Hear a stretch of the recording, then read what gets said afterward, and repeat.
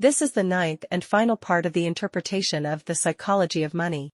Our goal in discussing this book is not to treat it as a guide for investment and finance, but to use the topic of investment to convey insights.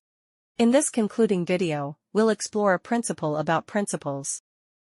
We've previously discussed Nassim Taleb's book, Skin in the Game, Hidden Asymmetries in Daily Life.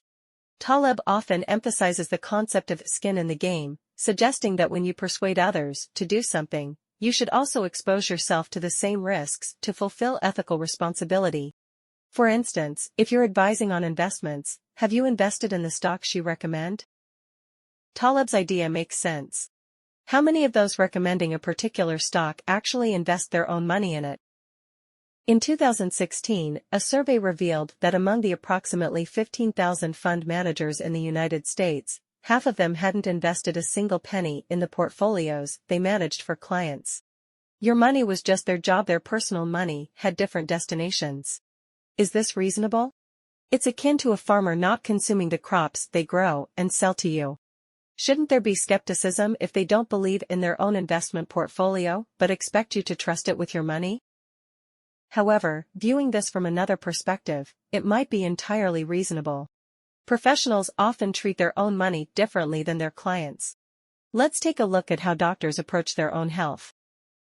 In 2011, Dr. Ken Murray, a clinical assistant professor of family medicine at the University of California, published an article titled How Doctors Die.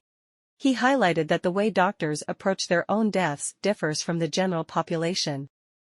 Murray shared the story of a respected orthopedic surgeon named Charlie, who, upon discovering a lump in his stomach, underwent an examination. The diagnosis was pancreatic cancer. Despite having access to the nation's best pancreatic cancer specialist, Charlie chose not to pursue aggressive treatments. Instead, he closed his practice, went home, and spent his final months with family, peacefully passing away. Charlie's decision wasn't about saving money. He had excellent health insurance. It was about avoiding unnecessary suffering. Aggressive treatments for cancer often lead to a significantly diminished quality of life. Even in the face of improved survival rates, Charlie believed it wasn't worth it. Murray emphasized that this perspective is common among doctors. In private conversations, they often express a desire not to receive aggressive treatments if they face a similar situation. Some doctors even wear badges or get tattoos stating, "Do not resuscitate." So, if doctors, who understand the potential suffering of certain medical procedures, choose to avoid them for themselves, why do they recommend aggressive treatments for terminally ill patients?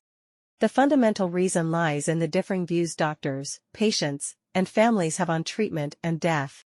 While patients' families might be willing to go to any lengths to extend life, doctors view their choices as opting for a quiet, dignified death while prioritizing the quality of the remaining days. So, what about investing? Fund managers perceive risk differently than their clients. They may navigate market turbulence with your money without flinching, but they wouldn't expose their own funds to the same risks. When you entrust them with your money, it's so you don't have to constantly monitor the market. Your psychological processes are entirely different. Everyone has a unique perception of risk and different investment goals. Even within the same investment timeframe, some may seek to maximize total income in a probabilistic sense, while others aim to minimize losses. Morgan Housel, the author of The Psychology of Money and a former columnist for the Wall Street Journal, now a partner at a collaborative fund, spends much of his time immersed in investment. Yet, his personal investment strategy is conservative, influenced by a family tradition of financial prudence. Housel's father, a high-earning doctor supporting 3 children, instilled in him a frugal mindset from a young age. The family's daily expenses consistently remained below their income level. While a conservative financial style might not lead to significant asset appreciation, it provides independence. In later years, Housel's father, tired of his medical profession, resigned without worry because he had savings. The lesson Housel learned was that money's most crucial role is ensuring independence and freedom from undesirable obligations. Housel and his wife lead a frugal lifestyle, paying off their house mortgage in full. This might seem surprising for financial professionals given the low mortgage rates in the U.S., but for many, it's common to leverage home equity for other purposes. Why the rush to pay off the mortgage? Because it ensures complete ownership of their house. Regardless of storms they may face in the future, the house remains theirs, providing security and independence. Housel holds a significant portion of his money in cash, and their investments include index funds. Therefore, investing is not a one-size-fits-all task, and those offering investment advice shouldn't necessarily follow the same approach they recommend. Everyone has unique goals and psychological perspectives. Now, let's discuss an incident from 1931 involving a man named Hughes. He experienced severe tooth pain and visited a dentist. After being administered an anesthetic, Hughes fell asleep. Upon waking, he discovered that 16 of his teeth were missing, and his tonsils had been removed. Hughes had not consented to tooth extraction or any surgery. Subsequently, complications arose from the surgery, leading to Hughes's death. Hughes's wife sued the dentist, sparking public outrage. It prompted people to question whether medical decisions should be made by doctors or patients. The consensus was that doctors should involve patients in decision-making. Not every patient wants aggressive treatment, and not every treatment suits every patient.